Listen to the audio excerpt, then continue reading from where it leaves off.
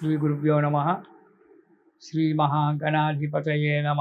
ఇక మన ప్రయాణంలో చివరి అంకం మీనరాశి.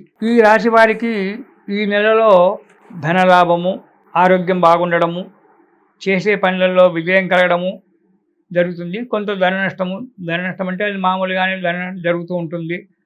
పోట్లాట్లాంటివి కూడా, కొన్ని కలహాలు కూడా కొన్ని సంభవించడానికి ఆస్కారం ఉంది. ఇక ఈ మీనరాశి వారికి జూలై నెలలో మొదటి వారం కనుక మనం చూసుకున్నట్టయితే కుటుంబంలో కలహాలు ఏర్పడేటువంటి ఒక ఆస్కారం ఉంది. అనారోగ్యము, భార్యతో మనస్పర్ధలు రావడానికి ఆస్కారం ఉంది. జాగ్రత్తగా ఉండండి. ధన నష్టం కూడా ఏర్పడడానికి ఆస్కారం ఉంది. అనుకోని కష్టములు ఎదురు కావడం కూడా ఏర్పడుతుంది మొదటి వారంలో ఈ మీనరాశి వారికి, జూలైలో మొదటి వారంలో. కాబట్టి తగు జాగ్రత్తగా వ్యవహరించండి. ఎవరైనా మీ భార్య బిడ్డలు ఎవరైనా కొద్దిగా ఎదిరించినట్టు మాట్లాడినా మౌనంగా ఉండడం. మౌనమే సర్వశరణ్యం. మౌనమే అన్నిటికీ మనకు కష్టాలను కొద్దిగా దూరం చేస్తుంది. వాడు ఒక మాట అన్నారంటే మనం ఇంకొక మాట అంటే అది పోట్లాట జరుగుతుంది. మౌనంగా ఉండి అక్కడి నుంచి తప్పుకుంటే ఏదాంటి బాధ ఉండదు, సరిపోతుంది. కాబట్టి కొంచెం జాగ్రత్తగా ఉండండి మొదటి వారంలో మీనరాశి వారు. ఇక రెండవ వారంలో కనుక చూసినట్టయితే ఇది కూడా దేహ జాడ్యం, అంటే లేజీతనం. ఏదైనా పని చెయ్యాలంటే వెళ్దాంలే, చేతానులే, రేపు అనేటువంటి ఉంది కదా, రేపు ఉదయం వెళ్దాంలే అని చెప్పి ఇలా దేహజాడ్యం వల్ల, అంటే లేజీతనం వల్ల కార్యాన్ని భంగం చేసుకోవడం అనేటువంటిది జరుగుతుంటుంది.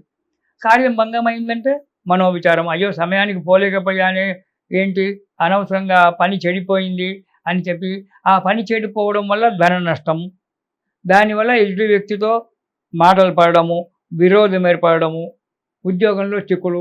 2 రోజులు 3 రోజులు ఉద్యోగానికి సెలవు పెట్టకుండా ఇంట్లోనే కూర్చుంటే వాడు ఒక మెమో ఇష్యూ చేయడము, ఇలాంటివి జరగడానికి దేహజాడ్యం వల్ల ఇలాంటివన్నీ కూడా ఒకదానికొకటి కొట్టి కూర్చుంటాయి. కాబట్టి దేహజాడ్యాన్ని వదిలిపెట్టడానికి రెండవ వారంలో చాలా ప్రయత్నం చేసి ఈ లేజితనం అనేటువంటిది దగ్గరికి రానియకండి. ఇక మనం మూడవ వారం కనుక మనం చూసినట్టయితే ఈ మీనరాశి వారికి స్థాన చలనము, ఉద్యోగంలో కావచ్చు, ఇతరత్ర విషయాలలో కావచ్చు, స్థాన చలనం జరుగుతూ ఉంటుంది. అనారోగ్య స్థాన చలనం వల్ల ప్రయాణాలు ఎక్కువగా కావడం వల్ల అనారోగ్యం ఏర్పడుతుంది. ఉద్యోగంలో చిక్కులు వచ్చి కూర్చుంటాయి. వ్యాపారంలో నష్టం జరగరావచ్చు. ఇలాంటివన్నీ కూడా ఈ మీనరాశి వారికి మూడవ వారంలో జరగడానికి ఆస్కారం ఉంది. ఇక నాలుగవ వారంలో మీనరాశి వారు చూసినట్టయితే ఇది కూడా అంత శుభంగా ఏం లేదు. అపకీర్తి, ధన నష్టము, భార్యాబిడ్డల మధ్యన మనస్పర్ధలు రావడము, మనోవ్యాకులత, ధన నష్టము ఇలాంటివి జరగడానికి ఈ మీనరాశి వారికి 4వ వారంలో కూడా ఉంది. కాబట్టి మీనరాశి వారికి ఇలాంటి వాటికి భయపడకుండా మనోధైర్యంతో సుబ్రహ్మణ్యాష్టకం చదవండి ప్రతిరోజు. సుబ్రహ్మణ్యాష్టకం కనుక మీరు చదివినట్టయితే మీకు ఈ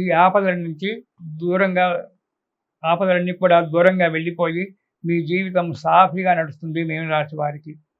కాబట్టి మీరు ఇప్పుడు నేను చెప్పేటువంటి ఒక ఫలితాలు అందరికీ అన్నీ జరుగుతాయని చెప్పి కాదు, జరగవచ్చు, జరగకపోవచ్చు.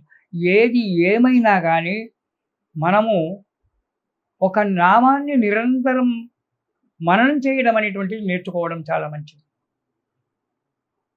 ఓం నమః శివాయ, ఓం శ్రీమాత్రే నమః, ఇలాంటి నామాలు ఎన్నో మనకున్నాయి.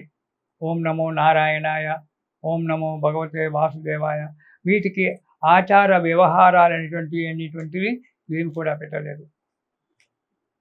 శ్రీకృష్ణ, ఓం శ్రీకృష్ణాయ నమః, కృష్ణనామ, ఇవన్నీ కూడా వాళ్ళు భగవంతుని ప్రతి నామములో అంతరార్థం దాగి ఉంటుంది. దాన్ని విశ్లేషణ చేసినట్టయితే పెద్దలు చెప్తూ ఉంటారు. వాటిని విశ్లేషణ చేసినట్టయితే అందులో ప్రతి నామములో ఒక మంచి అనేటువంటి ఒక విషయం దాగుండి ఉంటుంది. కాబట్టి ఆ నామ స్మరణలో మనకు ఎంతో ఉన్నతి కలుగుతుంది. ఓం శ్రీమాత్రే నమః 3 అక్షరాల మంత్రం, పెద్దగా బాధపడాల్సింది లేదు. ఆచార వ్యవహారాలు ఏమీ లేవు.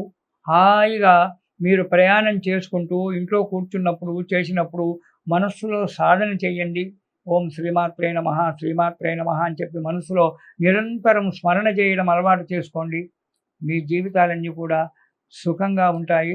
సుఖ సంతోషాలతో జీవితం గడుపుతారు. ఈ మీనరాశి వారు సుబ్రహ్మణ్యాష్టకం చదువుతూ ఈ నెల రోజులు హాయిగా కాలం గడపండి.